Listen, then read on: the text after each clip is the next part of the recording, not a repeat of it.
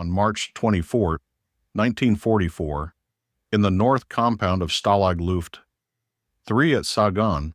The first man came up the exit shaft and stopped. He was out of the wire, but not out of sight. The tunnel had surfaced about 30 feet short of the tree line, leaving open ground between him and cover. Snow lay on it. Any crawl would leave a dark track. Inside the hut, Squadron Leader Roger Bushell kept the count moving like a ledger. The plan on paper called for 220 names. The tunnel could handle that only if everything stayed silent, fast, and unseen. The camp itself had been built to make that impossible. Deep sand, routine searches, listening devices, and guards trained to notice patterns. The men digging had known it. Some of the prisoners had said it would never work. The Germans were confident it wouldn't. Now the first escapee was alone in the open, waiting for a sentry's head to turn away. Behind him, more men were already committed to a tunnel that ended in the wrong place. What happened next would be decided in minutes, not hours.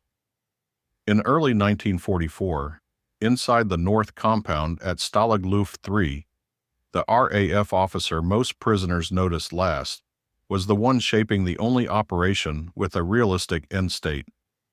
Squadron Leader Roger Bushell did not look like the camp's obvious center of gravity. There were men with louder reputations, louder stories, louder decorations. Bushell worked quieter. He watched routines. He counted minutes. He spoke in outcomes. Bushell's preparation was not conventional for a fighter officer. He was South African-born, educated in England, and trained as a lawyer before the war. He carried the habits of that world into captivity: structured thinking, controlled language, a respect for procedure, paired with an instinct for how procedure can be bent without snapping. That background made him easy to underestimate in a camp full of aircrew. Among fighter men, barrister sounded like paperwork.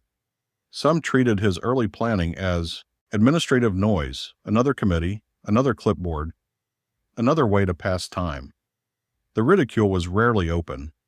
It lived in tone, a half smile when he talked about scale, a casual remark that the Germans had built this place to stop tunnels, a quiet assumption that his instincts were theoretical. If he heard it, he did not answer it. He kept building the system anyway. The Germans had designed Stalag Luft III to punish improvisation. The compound sat on sand, chosen for its tendency to collapse and for the telltale spoil it produced. Guard towers watched clear lanes. Search routines were regular enough to measure and irregular enough to disrupt timing. The wire was not simply a boundary, it was part of the psychology. The camp's geometry forced prisoners to accept that any large movement would be seen, tracked, and cut apart. That design assumption mattered. Bushell treated it like an engineering constraint, not a warning label. By the time the operation reached maturity, hundreds of prisoners were involved in one form or another: digging, forging, tailoring, drafting, manufacturing small parts. That scale is often misunderstood. It was not chaos. It was compartmentalization under pressure. Bushell's role inside that machinery was not to do everything. It was to keep the parts aligned and to keep talk from becoming noise. He maintained strict discipline around names and references, because language is how secrets leak. In a prison camp, leaks are the enemy's best sensor. His authority inside the escape organization was informal, but it was real. The committee that ran escapes assigned code names for a reason. The man responsible for overall coordination carried a single letter: X. Bushell inherited it and made it operational. It became Big X, not as a title to admire, but as a way to identify a decision-maker without using his name. The nickname sounded light when spoken in a hut. It wasn't light in effect. It meant he owned the consequences. There was a planted credential that mattered, even if no one said it out loud at the time. Bushell had a legal mind trained to read bureaucracy the way an engineer reads a blueprint. He understood how official language is built, how stamps and forms create authority, How small inconsistencies trigger suspicion. In a system run by documents, permits, passes, rail papers, that understanding was not trivia. It was leverage. He did not promise it would work. He prepared as if it had to. He also carried a record that made the risk personal, whether he acknowledged it or not. He had been shot down and captured early in the war, and he had spent years inside the Luftwaffe's prison network. That time did not soften him. It sharpened him. It taught him what German procedure looks like from the inside, how quickly the enemy adapts after a security failure, and how often a plan dies not from a grand mistake, but from a small one made late at night by a tired man trying to save seconds. By March 1944, an opportunity existed, narrow, technical, and time-bound. The guards were disciplined, but their discipline ran on routines. The camp was engineered to stop tunnels, but engineering has limits when the opponent is patient. Bushell saw a window that could open only once. He also saw the price. If the window closed mid-operation, it would not close gently. By spring 1943, Stalag Luft III was no longer a camp where escape was treated as a personal gamble. It had become a systems contest. The Germans had built the compound to win by default. The huts were raised to expose tunneling. The subsoil was loose sand that collapsed under its own weight. The surface soil was dark. The sand beneath was bright and easy to spot on clothes, in cracks, anywhere it didn't belong. Around the perimeter, seismic microphones waited for the one sound that mattered: digging. Every standard method was being priced out by design. Bushell's problem was not imagination. It was attrition. Every month inside the wire produced more attempts, more searches, more corrections by the guards. The camp's record mattered. By the time Committee X was operating at full pace, tunnels had been found so often that discovery was no longer a shock event. It was routine. One internal accounting later described Tom as the 98th tunnel uncovered at the camp, a number that framed the enemy advantage in a single line. If the Germans were missing nothing, it was experience. That experience shaped how the Luftwaffe ran the perimeter. Guards did not need proof to react. Suspicion was enough. Searches were frequent, and then intentionally irregular. They listened for patterns the prisoners didn't know they were showing. When discipline tightened after an attempt, it tightened across the board. The prisoners learned an uncomfortable rule. Even a failed escape that involved only a handful of men could trigger security measures that threatened every other plan in progress. The standard approach, get one man out, move him fast, hope the paperwork holds, had diminishing returns. The Germans controlled the choke points beyond the wire: roads, stations, patrols. A lone escaper depended on luck and local gaps in enforcement. After each incident, those gaps closed. In practical terms, each small breakout raised the baseline security for everyone who stayed behind. Bushell watched it happen and treated it as a trend line, not a story. So Committee X made a decision that looked irrational to prisoners who preferred small risks. They went larger. Not larger for spectacle. Larger because redundancy was the only way to survive contact with the enemy's countermeasures. Bushell's proposal was 3 tunnels at once: Tom, Dick, and Harry, deep enough to avoid microphones, long enough to reach the woods, and supported by a production line, forged papers, civilian clothing, maps, compasses, and the equipment to move men underground without losing them to exhaustion. Conventional solutions weren't working because they weren't built to withstand discovery. This one was. The build immediately exposed a second threat: visibility of preparation. A tunnel is not just a hole, it's material consumption. Boards disappear, wire disappears, lighting components disappear. Blankets, rope, towels, anything with a second use starts vanishing from inventory. German accounts after the escape listed missing items in volumes that made denial impossible. That list meant the enemy could feel something happening even without seeing it. The operation was becoming too large to hide forever. Then came the setbacks that made urgency measurable. In September 1943, guards found Tom just as it was reaching the woods. That discovery did not simply erase months of work, it rewrote the risk model. The Germans had proven they could get close enough, often enough, and at the wrong time. Committee X shut down the other tunnels for 2 months to reduce attention. That pause protected secrecy, but it cost momentum. It also showed how narrow the timeline really was. The enemy didn't have to find everything. They only had to find one thing at the right moment. The response inside the compound was not panic. It was reconfiguration. Dick was repurposed as a storage space, an underground cache to hide materials that could no longer be safely left above ground. Harry became the single point of execution. The plan lost redundancy and gained fragility. From that point forward, every inspection cycle was a direct threat to the only remaining route. If Harry was compromised, the operation would end without a second attempt. The pressure increased again in March 1944, and this time it came from the camp's own friction. A group of prisoners were caught with tunnel sand being removed from their clothing during dispersal. The Germans reacted immediately. The men were transferred out. Among them was Wallace Floody, one of the key tunneling specialists who had engineered critical parts of the system. That was a casualty in the only sense that mattered to the operation: removal of capability.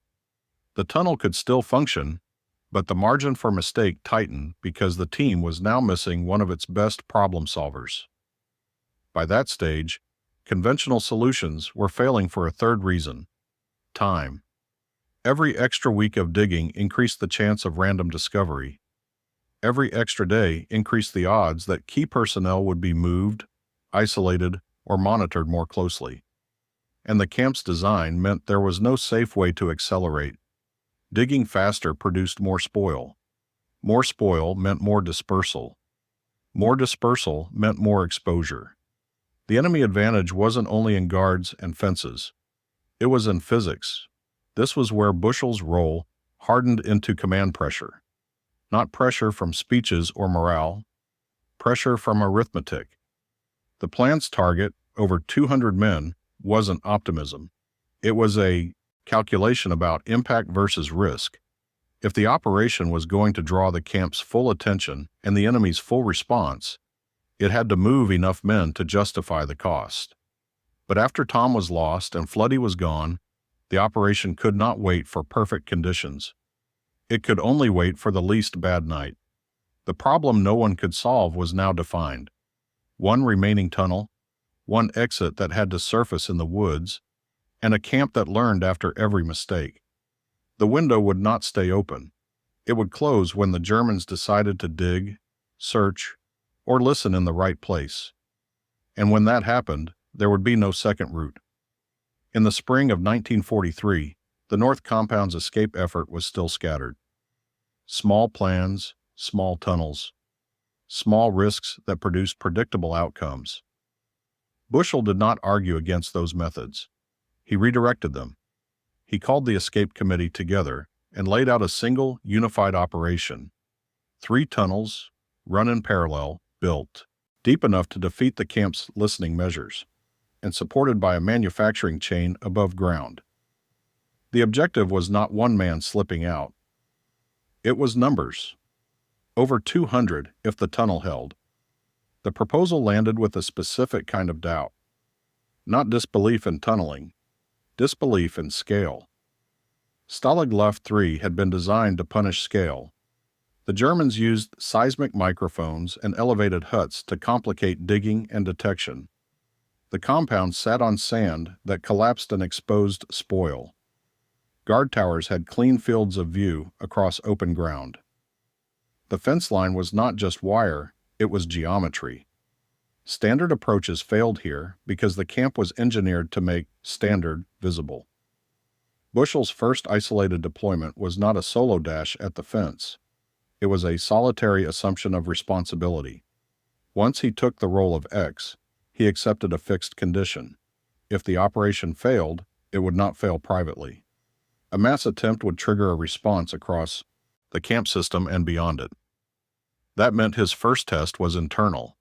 Could he impose discipline quietly enough that the Germans would not detect the change? He began by stripping the plan down to compartments. Only a limited circle held full visibility.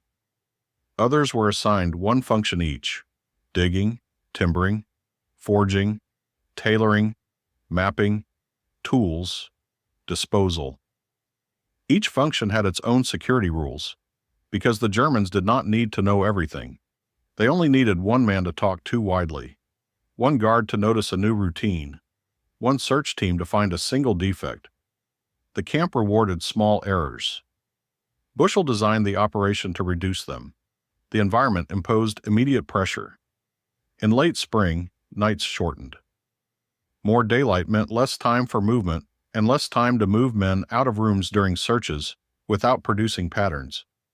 Visibility was not dramatic. It was constant. From guard towers, silhouettes and lines of travel could be counted. Any cluster near a hut at the wrong hour became a signal. That forced timing discipline. No unnecessary movement. No lingering. No repeated routes. This was where Bushell's method diverged from the camp's older improvisations. Work began on 3 tunnels: Tom, Dick, and Harry, with the explicit assumption that at least one would be found. The strategy was not hope. It was misdirection. If the Germans discovered a tunnel, their response would tend to focus on that discovery. They would search for the obvious continuation, not for multiple separate builds already underway. The advantage was psychological as much as technical. The enemy's confidence could be used against him. Bushell's first proof came in the form the Germans could not measure: silence holding under pressure. The initial phase required high-risk steps: shafts deep enough to get below detection thresholds, timber supports, and a viable spoil system. Digging alone did not solve the problem. Digging produced evidence. Evidence had to be neutralized daily. In a camp on sand, that meant removing it from the place where it would betray the plan. The operation's survival depended on a routine that looked like nothing. The Germans, meanwhile, adapted without waiting for discovery. Security routines tightened and shifted. Searches became more intrusive in their logic even when they looked ordinary from the outside. Guards did not announce that they were listening more closely. They simply increased pressure at unpredictable intervals. That was the point. A fixed schedule can be gamed. An irregular schedule forces mistakes. Bushell's response was to build irregularity into his own system. The men worked in cycles designed to survive interruption. Nothing critical relied on a single night. Nothing essential depended on a single person being present. For weeks, the camp did not detect the shift from scattered attempts to industrial planning. That was the restrained success. Not a dramatic breach, not a lucky break.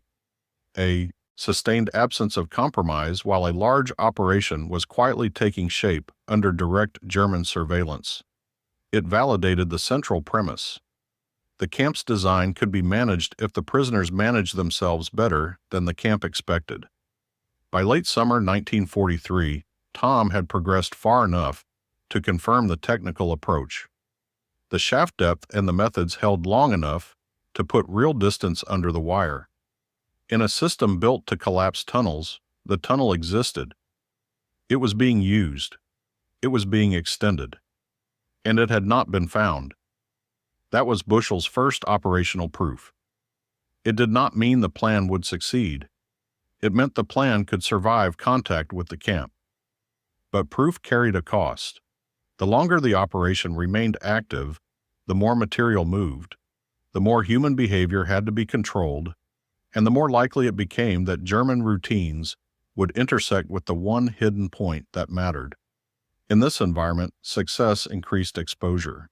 Every additional week increased the chance of a search landing on the wrong floorboard, a guard noticing a repeated pattern, or a listening device catching a sound that shouldn't exist. The operation had proven it could run. Now it had to survive the moment the enemy began actively looking for it. The operation stopped being theoretical the day the Germans found Tom. By September 1943, Tom was close enough to the tree line to make the plan feel real. It had depth. It had length. It had a functioning routine behind it. Then a search landed where it shouldn't have. The Germans opened the floor and exposed the work. Months of digging became a single, visible fact. The prisoners were willing to build at scale, and the camp's defenses were not perfect. The guards did not treat it like a one-off violation. They treated it like a proof of intent. From that point, the camp's posture shifted from prevent escapes to prevent systems. Countermeasures followed the same logic. Searches became less predictable and more intrusive. The Germans increased attention on the weak signals that tunneling created. Dust, sand, altered floorboards, missing materials, unusual foot traffic, the way men moved when they were tired and trying not to look tired. Patrol timing changed, not to improve coverage, to force mistakes. The camp had always watched. Now it watched for patterns, and it watched for men who were trying too hard to look normal. Inside the huts, that pressure tightened the margins immediately. A 3-tunnel plan survives discovery because the plan assumes discovery. But discovery still costs time, equipment, and confidence. It also makes every man involved more cautious, which slows everything.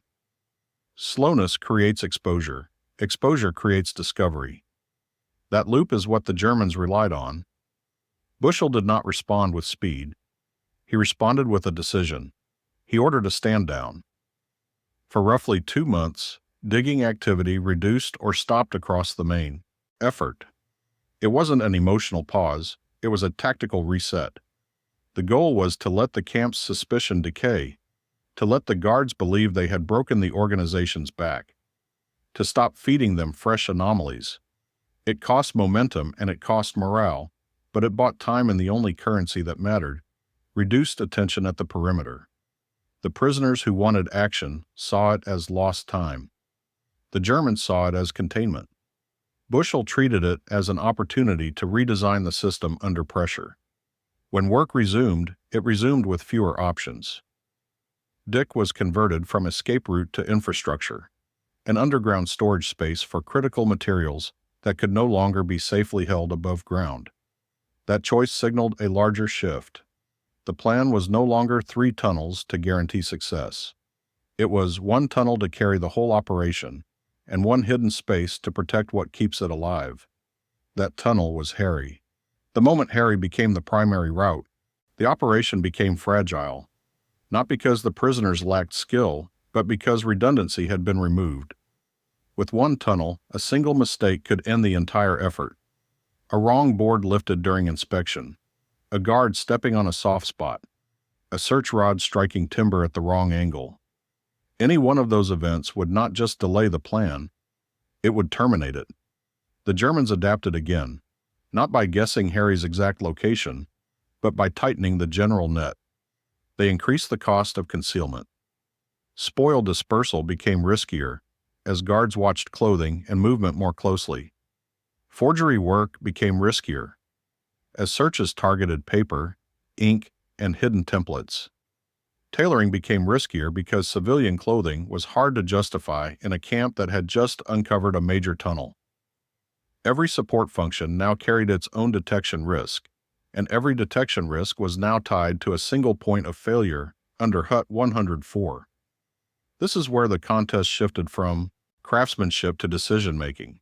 Skill could keep the tunnel intact. It could keep the forging precise. It could keep the routine quiet. But skill alone could not solve the strategic problem.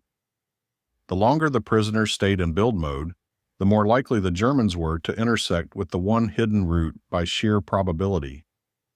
The camp did not need certainty. It needed time and repetition. Bushell's decisions started to reflect that reality. He tightened compartmentalization. Fewer people were allowed to know the full shape of the operation. More tasks were broken into isolated units that could be abandoned if pressure spiked. He reduced unnecessary movement around critical spaces. He treated information itself as a material that could be stolen. He also began making choices that reduced peak efficiency in exchange for survivability. Slower output, less noise, fewer hands in sensitive areas. Those choices had a predictable side effect. They narrowed the margin for error on escape night. A tunnel built under maximum caution is built under delays. Delays change timing. Timing changes everything. Guard shift routines, moonlight, weather, ground hardness, how quickly men can travel once outside the wire. The plan demanded that the tunnel surface in the woods. It demanded that the first wave disappear fast enough that later waves could follow without the perimeter being alerted. Every delay in construction increased the chance that the chosen night would not be ideal. But the operation could not wait for ideal. It could only wait for possible. Then early in March 1944, the camp delivered a further restriction: capability loss. A group of men were caught with sand evidence during dispersal, and the Germans responded by removing key personnel from the compound. The escape organization absorbed the loss, but the message was clear. The enemy was not only looking for tunnels, it was hunting for the network that produced them. At this point, the question was no longer, can they build Harry? They could. The question became, when do they stop building and commit? Because commitment would expose the tunnel's final weakness: its exit, its length, and the fact that no plan survives first contact with open ground and a watchtower.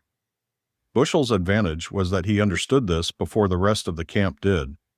He wasn't trying to make the perfect escape. He was trying to choose the least bad moment to execute an imperfect one. That meant the next phase wouldn't be about digging deeper. It would be about two opponents adjusting in real time. One to conceal, one to detect, until the final move became unavoidable. After Tom was discovered, the Germans assumed they had broken the back of the plan. That assumption became their weakness. Bushell treated it as an opening. He did not try to convince the camp that the Germans were wrong.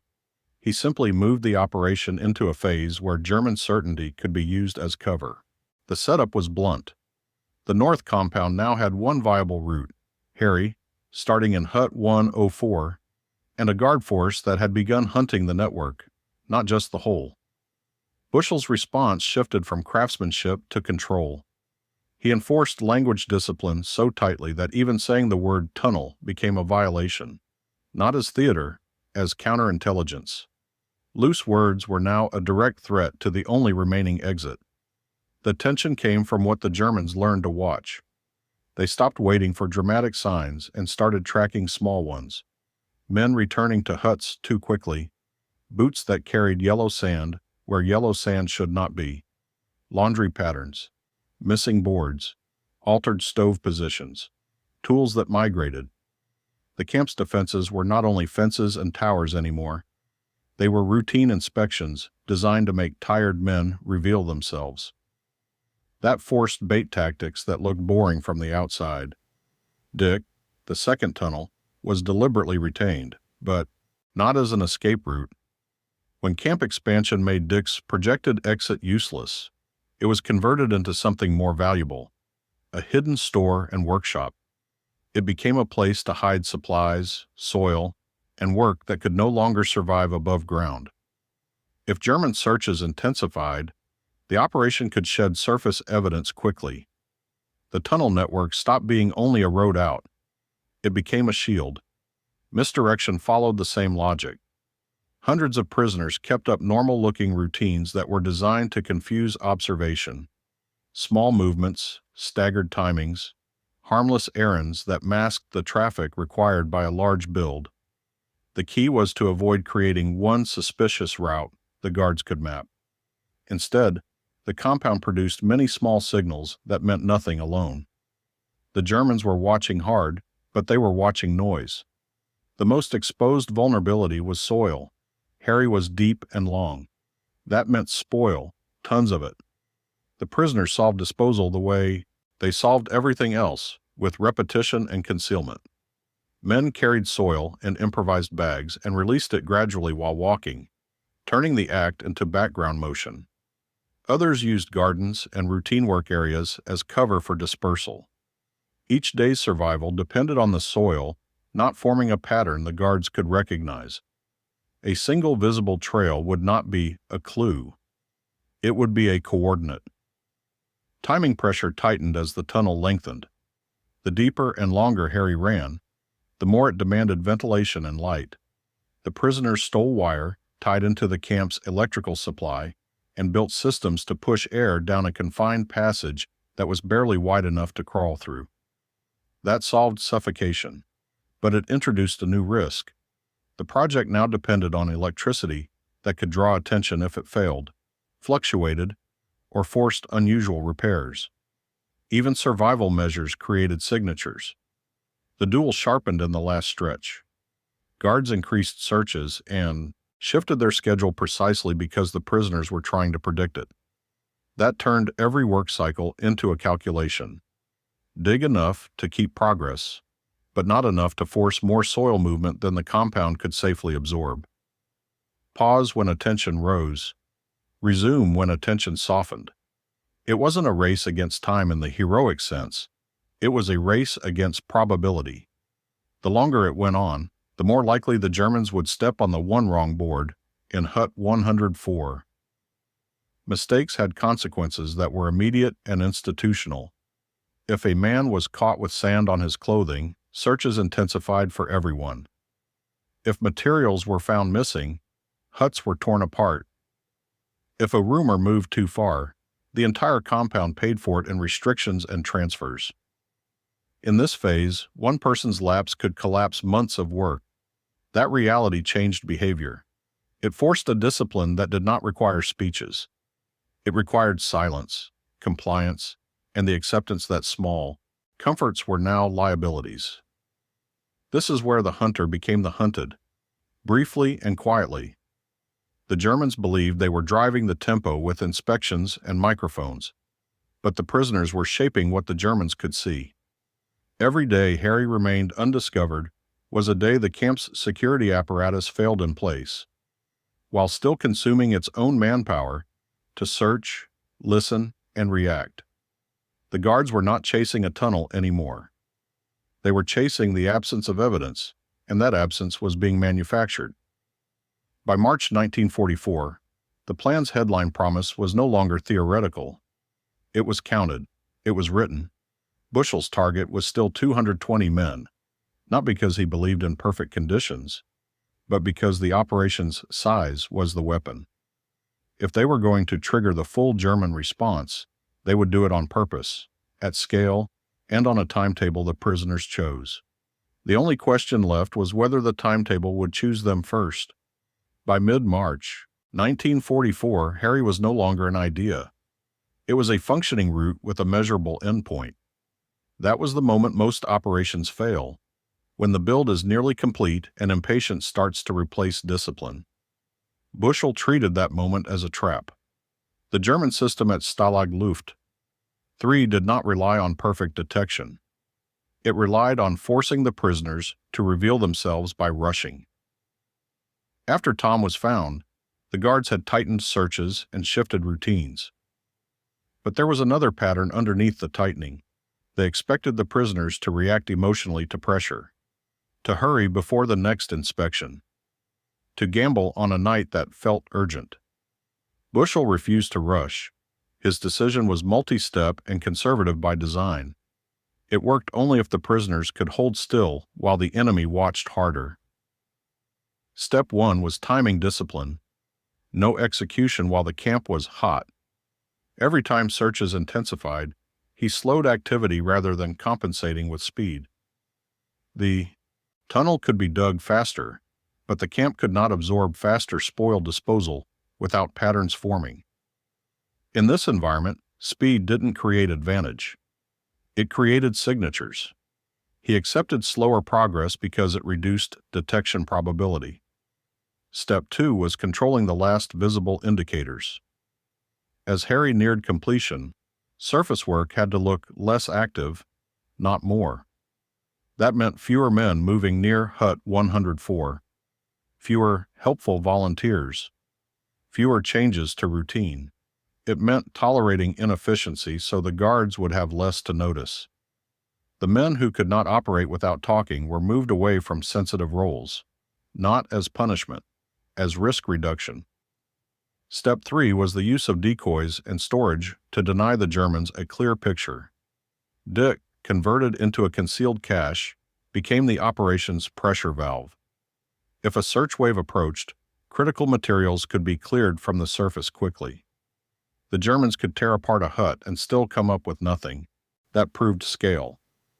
The enemy was searching for evidence that could justify a permanent crackdown. Bushell's system was designed to leave them only suspicion. Then came the part that made the decision genius, in the only sense that mattered. He used the enemy's own control method against them. The German advantage outside the wire was paperwork, rail schedules, checkpoints, identity checks, the kind of order that makes movement possible and traceable at the same time. Bushell understood that if the escape relied on running across open country, the Germans would win. But if it relied on passing through German infrastructure as if it belonged there, train stations, platforms, routine travel, then the German system became both a barrier and a disguise.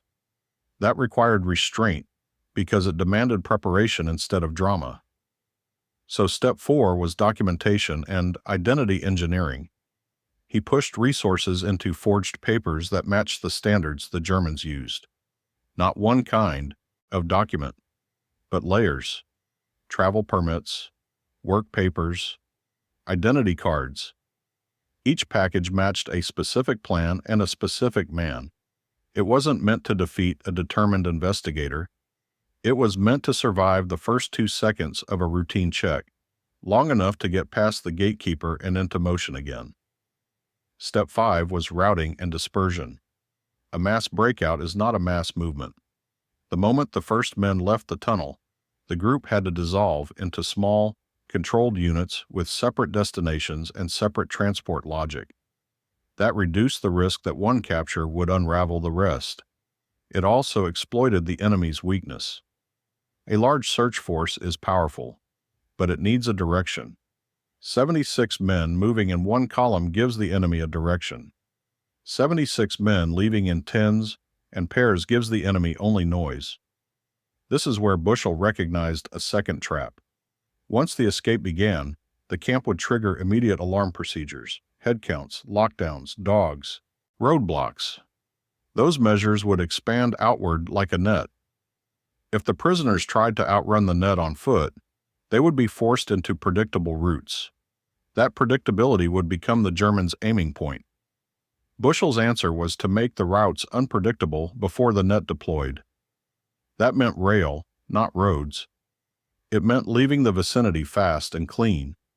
It meant stepping into civilian movement patterns while the Germans were still arguing about how many had gone and in which direction. But the plan depended on one condition. The escape had to begin at a time when visibility favored the tunnel, not the guard towers. Step 6 was the go/no-go discipline around weather and light. Bushell did not want a clear, bright night. Clear nights give sentries time and distance. He wanted the kind of night where a guard can see movement close up, but loses detail at range. The kind of night where sound travels poorly, where shadows are broken, where a mistake is less visible. That meant waiting, and waiting inside a POW camp, with a completed tunnel underfoot, meant living with daily risk that a routine inspection could end everything before it started. Several nights would have felt good enough. Bushell didn't take them. He refused to let urgency choose the date. Because he understood the final trap. Once the first man used the tunnel, the operation became irreversible. If the exit was compromised, if the timing was wrong, if the first few men were delayed, then everyone behind them would be trapped underground with no safe way to reverse. In that scenario, the Germans would not need to find the tunnel by cleverness. The prisoners would deliver it to them by congestion, so he instituted the queue. Step 7 was the controlled release system. An ordered list, assigned positions, assigned identities, assigned kits. Men didn't drift toward the exit because they felt ready. They moved when they were called. It reduced crowding. It reduced noise. It reduced argument. It made the flow predictable for the prisoners and opaque for the guards, and it placed the decision burden where it belonged, on the planner, not on individual nerves. By the time the final night approached, the plan had become something the camp could execute even under stress. A tunnel, a queue, document packages, routes, and the discipline to dissolve into the German system instead of fighting it. It was not built for heroism, it was built to survive the first hour.